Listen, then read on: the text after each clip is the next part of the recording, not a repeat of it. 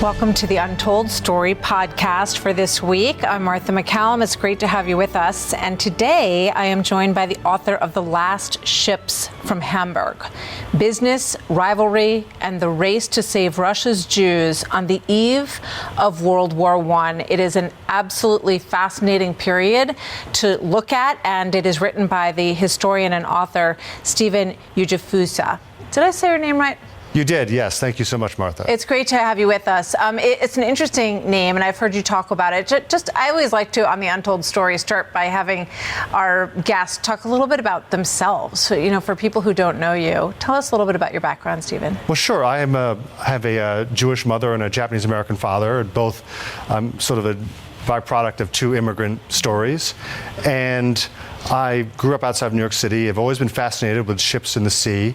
And in many ways, this story was a coming home for me. It was a research into my own mother's family's roots, and also my grandmother, who was the daughter of Jewish immigrants from Russia. She told me the story of the Titanic when I was around 6 years old, and that got me interested in history and the start of a long journey, which ended up me becoming a professional historian. So you're a good friend of ours, Lucas Tomlinson, who our listeners will know as, our great former Pentagon reporter and producer, and now he travels all over covering stories for us. How did you know Lucas? We both went to high school together, and our fathers worked together back at Reader's Digest. Oh, well, yeah, that's a great history as well. So talk to me a little bit about this book and this period in history, which I think a lot of us don't know a lot about. We think about World War II history and what happened to the Jewish people under the Nazis. This is the precursor to that. This is the exodus from Russia of about 2 million Jewish people who left Russia and escaped Tsarist leadership there. So tell us the crux of this story and what drew you to it, Steven. Sure. Well, one thing in my own family's history, I think this is true with a lot of people of Jewish ancestry, most Americans in this country who are of Jewish ancestry or Russian descent, is that it was a story sort of covered over by a lot of people. People didn't want to talk about it because there was so much trauma involved. And between 1881 and 1914, about 2 million Jews left the Russian Empire and Eastern Europe, and this was a period of state-sponsored anti-Semitism by the Tsarist government. And this was in contrast to other European countries such as France, such as Austria-Hungary and Germany, which liberalized their attitudes toward Jews, and Jews became more integrated into life there. Russia did the opposite thing, and the Tsar at the time, Tsar Alexander III, said that Jews, among others, are fomenting radical ideas and revolution, and we need to clamp down with autocracy, nationality, and orthodoxy. That was his slogan. And persecution under the Tsarist regime was terrible between these years. And a lot of Jews had to make a very difficult decision. Most of them in the Russian Empire were poor. Do we stay and endure this and hope for it to pass, or do we find a way out? And it's a very difficult decision because you have to leave everything you know behind, everyone you know behind. And as the historian Daniel Jurgen said about my book, he said, everyone knows the ending of the musical Fiddler on the Roof, where the family is kicked out of the little village of Anatevka in the Russian Pale of Settlement, which is where Jews were confined to live, and they all leave for America, and then the curtain comes down. What this book does is say, well, how did Tevye the milkman and his family get to America? And that's what this story tells of how they made a 5,000-mile journey over land and sea, crossing the border between Russia and Germany illegally, basically, to get to the ships to take them to America. Well, I love that part of the story, and I heard you mention that. And I've been singing Anatevka in my head all day long since I was, and it's all about the family at the end thinking of all the things they hate and love about Anatevka and how difficult it is for them to pack everything up and leave this area. Just give people a sense, because I think we talk so much about seeking asylum now, and I also would just encourage people to think about these numbers for a moment, because from 1890 to 1921, 2.5 million Jewish families or Jewish people came from Tsarist Russia. We've had about 7.2 million cross the southern border in just the last 3 years. So this was a long period, over 30 years, when these people came, and people immigrated from other areas then as well. But what conditions were they living in that merited them to be welcomed as asylum-seeking immigrants in this country at that point? Well, in the Russian Empire in those years, Russia was undergoing tremendous political unrest. A lot of, there were revolutions that broke out, for example, in 1905. And for the Jews living in the Pale of Settlement, they were basically the scapegoat for this fear of the Tsar. The Tsar was really terrified of being overthrown. And persecution of the Jews by the populace and by the Cossacks was sort of seen as a quote-unquote safety valve for the populace. It was very scary. And the Tsar's closest advisor said the ideal situation for the Jews in Russia would be for 1/3 to immigrate, 1/3 to die, and 1/3 just to disappear. And so you had military conscription. This was a tool the Tsar used, where they took young Jewish boys as young as 10 or 11 years old, drafted them into the army for up to 20 years. And if they ever survived and came home, they would no longer be Jewish, they would not know their family or their faith.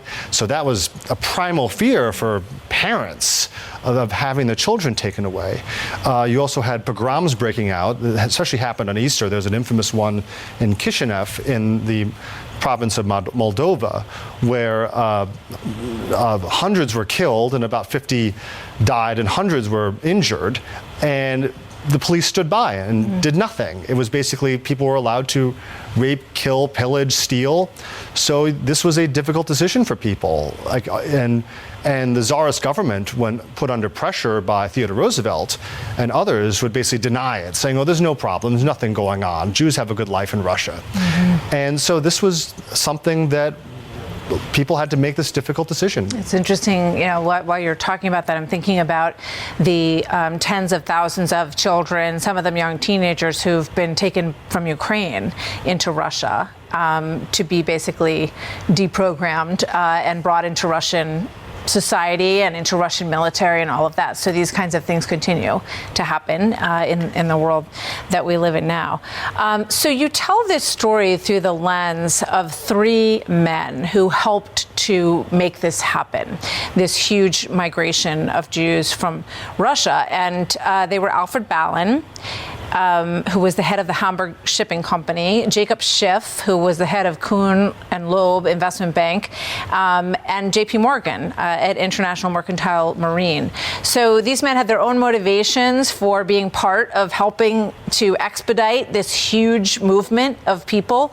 Why did you choose these 3 individuals? Tell us a little bit about them. Sure. Well, the 3 of them represent, on one hand, you have philanthropy in the guise of Jacob Schiff, who was arguably America's wealthiest Jewish citizen. He was an immigrant from Germany, himself an immigrant success story. He became immensely wealthy financing railroads during the Gilded Age. He was the investment banker to the Rockefellers, to the Pennsylvania Railroad, and he had very close ties to both American and German Jewish society, and he felt it was his job.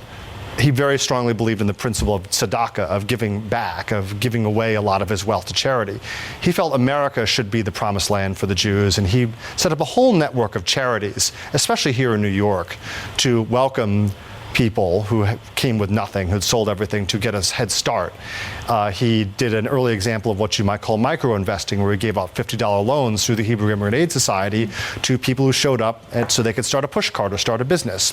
So you had charity in his eyes. Then at the other extreme, we had pure profit, is J.P. Morgan. J.P. Morgan, I've often been asked, how did this arch goy end up involved in the story about Jewish immigration? Well, the story with him was he saw shipping as a business, and he wanted to take over all the shipping lines that specialized in the immigrant business. And he tried to do what he did for railroads and the steel industry, what he did for the steamship world. He actually failed. It was one of the few times J.P. Morgan actually had a business failure.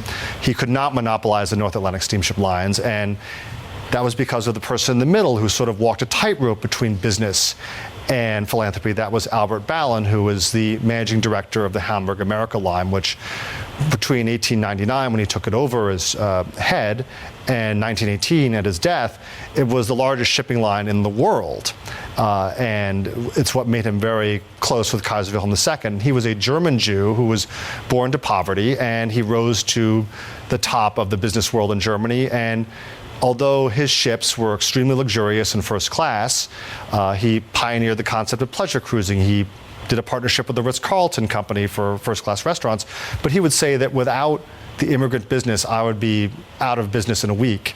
And he did a deal with the German government, basically saying, I will run the border control stations where you have all these people trying to get through from the Russian Empire to Germany. I will put them on trains and send them to Hamburg and to other ports. So they will not stay in Germany, but they will get passage to America. Fascinating. I mean, in light of everything that we talk about in this country right now and the movement of immigrants by politicians in this case to different parts of the country, but he basically foresaw the issues that could arise with all of these people coming through Germany and guaranteed that their passage would happen right through to America, which is so interesting. I also think so. Kaiser Wilhelm was the oldest son of Victoria. Is that right?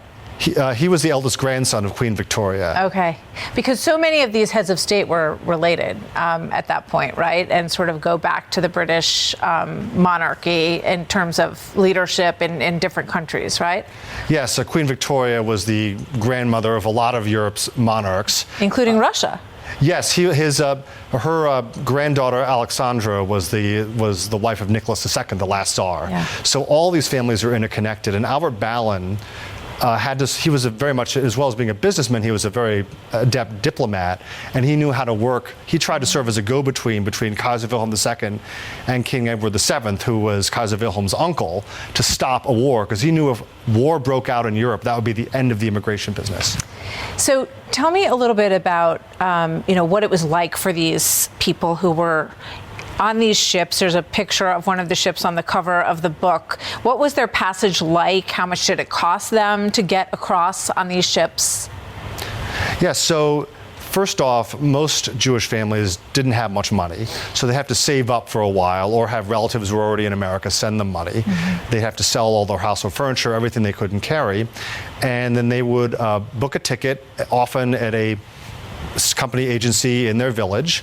Then they would get on a train to the border and have to pass through border inspection stations where they'd be checked for diseases and things that could get them rejected at Ellis Island.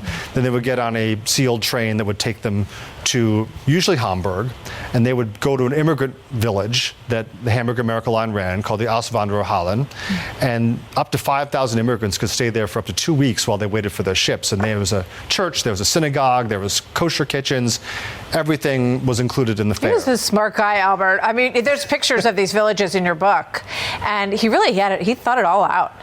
He did, yeah. He basically said a happy immigrant is good for business. And then they would be put on these ships, and steerage, or third class, was located at the very bottom of these grand ocean liners. And it was very uncomfortable. You would have maybe bunks stacked 3 high. There was very little light. You were only allowed on deck for a limited amount of time. In the North Atlantic, especially in winter, is no pleasure cruise. And it was a very uncomfortable trip, but Albert Ballin did introduce such things as separate cabins for families and kosher food for Jewish passengers. Mm-hmm. And often the Jewish passengers were segregated from other passengers because there's actual literal fear of a pogrom breaking out on board. Mm-hmm. Like the class tensions and often the ethnic tensions in third class were very, very real. And there were signs in first and second class on the deck saying, don't throw food to the third class passengers. But it was something that really scared a lot of people who recounted their memories of traveling in steerage on the North Atlantic. It was terrifying, but then at the end of that voyage, seeing the Statue of Liberty, that was something they'd been waiting for, and they'd see it appear through the fog. And that inspired one such immigrant, the very young child Israel Boleyn, who later became known as Irving Berlin. Mm. He would later set to music, Give Me Your Tired, You're Poor, and he also wrote what could be argued as our second national anthem, God Bless America.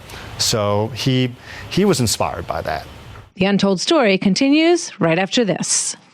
It's an incredible story to picture this young boy. And that's sort of the next question that I had for you, to give people just a little bit of insight into what happened with all of these people and how they impacted the future of this country once they got here.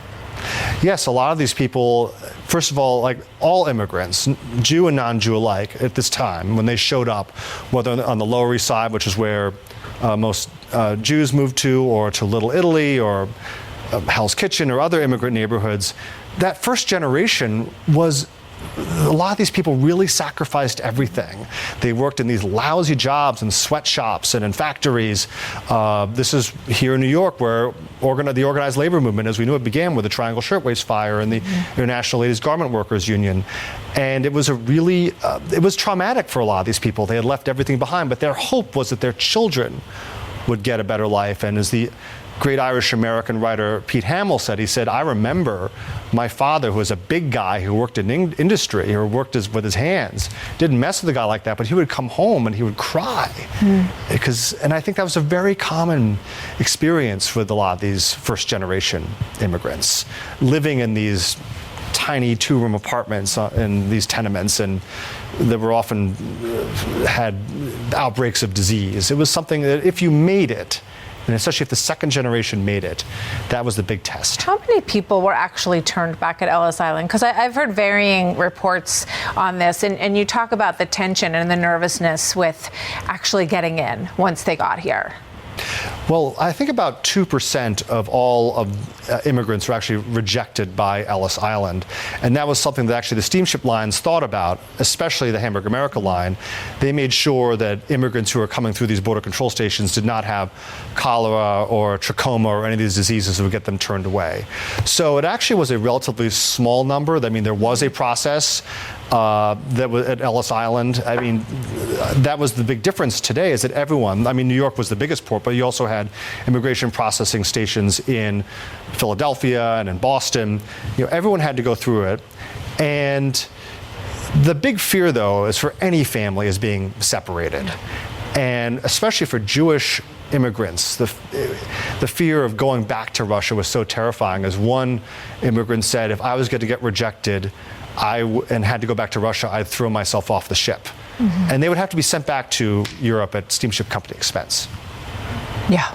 I mean, the idea of going back at that point is so traumatic. It's hard to imagine. I'm thinking about the scene in The Godfather. I think it's in Godfather 2, when Vito Corleone is separated from his family because he has some kind of ailment, and this little boy is all by himself in this little hospital cubicle kind of area, waiting to get through. And you could just imagine how traumatic that was for all of them. Yeah, that was the thing. And often, when this did happen, families had to make a difficult choice. Like, do we send the kid back to be with relatives and we stay? I mean, that was really hard. Yeah. So, you know, in terms of these three men and what their motivations were, you talked about it a little bit, but, you know, they also, for two of them, they were very open about their Jewish faith and wanted to hang on to it. And they were moving in these very sort of high-powered circles, but it's inspiring how closely they adhered to their faith and were open about it. Yes, well, Jacob Schiff sort of had to dance between the Jewish world and the Gentile world. At that time, there were Jewish banks and Gentile banks on Wall Street, and he was someone who remained very religious his whole life. He kept a kosher household at his big mansion on Fifth Avenue.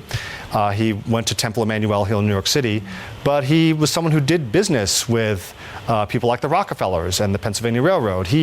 But there was something known as the 5 o'clock rule, where Jewish and Gentile bankers didn't associate after 5 o'clock. Albert Ballin had a bit of a harder time in Germany. He married a Gentile woman. He raised their adopted daughter Lutheran, but he refused to convert to Christianity, to assimilate into German society. He said, I could not dishonor the memory of my dead father. And there were rumors in the late 1900s that he was going to be appointed Chancellor of Germany. He had attracted so much attention from the ruling elites, even though he never fully felt comfortable with them.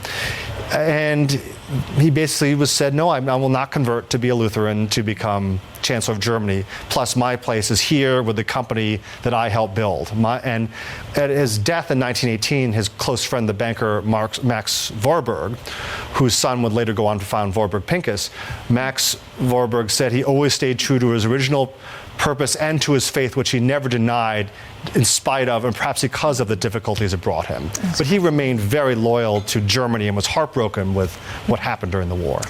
Before I let you go, how does your own experience being raised, by a Japanese and a Jewish parent, what comes through this story for you in that experience? For me, I wrote this book during, during COVID and during, a particularly tough time in our country's history. I will say that it gave me a tremendous appreciation on both sides of what my immigrant ancestors had to go through to make the life that my parents gave to me and my siblings. And I feel immense gratitude. This country is not perfect, has a lot of problems, but my God, if my family, my great-grandparents did not make that journey in 1895, when the Nazis invaded the Soviet Union in 1941, they would not, by almost all measures, have made it. They would have been gassed by the Nazis. Steven, do you have a new project that you're working on? You're not ready to talk about it. I have a few ideas right now, but they're marinating now. Well, let us know when they come to fruition, because we look forward to your next project, and I highly recommend The Last Ships from Hamburg, Business Rivalry and the Race to Save Russia's Jews on the Eve of World War I by Steven Ujifusa. Thank you so much. It's a pleasure to talk to you, and congratulations on the book. Thank you, Martha. That is the Untold Story for today. I'm Martha MacCallum, and we'll see you next time. You've been listening to The Untold Story with Martha MacCallum. Don't forget to subscribe on Apple Podcasts or wherever you listen. Make sure to rate and review. For more podcasts, go to foxnewspodcast.com. Listen ad-free with the Fox News Podcast Plus subscription on Apple Podcasts, and Amazon Prime members can listen to this show ad-free on the Amazon Music app.